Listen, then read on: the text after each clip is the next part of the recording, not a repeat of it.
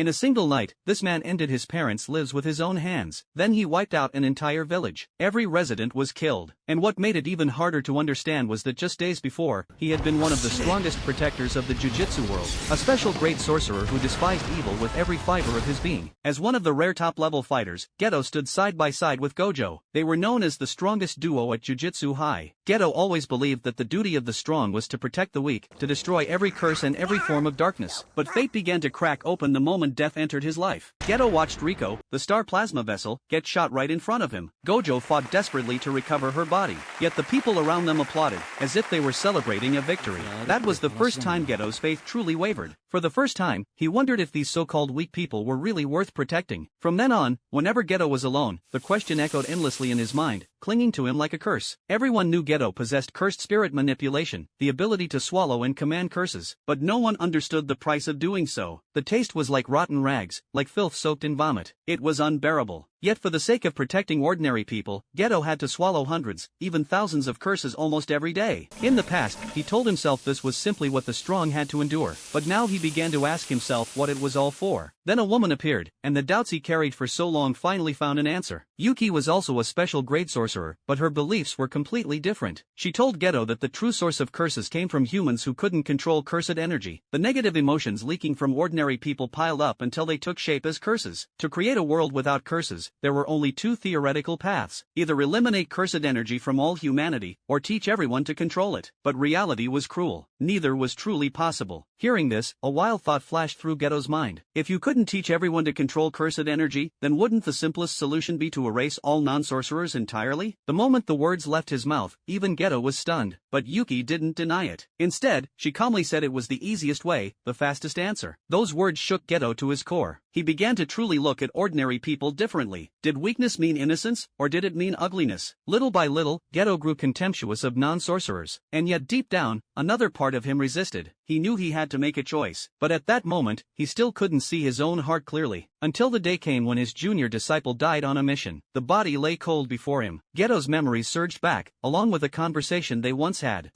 自分にできることを精一杯頑張るのは気持ちがいいです。そうか。そうだな。 The seed planted long ago finally began to bloom. Not long after, Geto was assigned another exorcism mission. After he eliminated every curse, the villagers led him to a place like a prison cell. Inside were two young girls locked away. The villagers claimed the disaster was their fault and begged Geto to execute them. Hearing this, Yuki's words returned to Geto's mind. Ordinary people created curses, then pushed their fear and guilt onto the innocent. And in that moment, Geto's decision was made.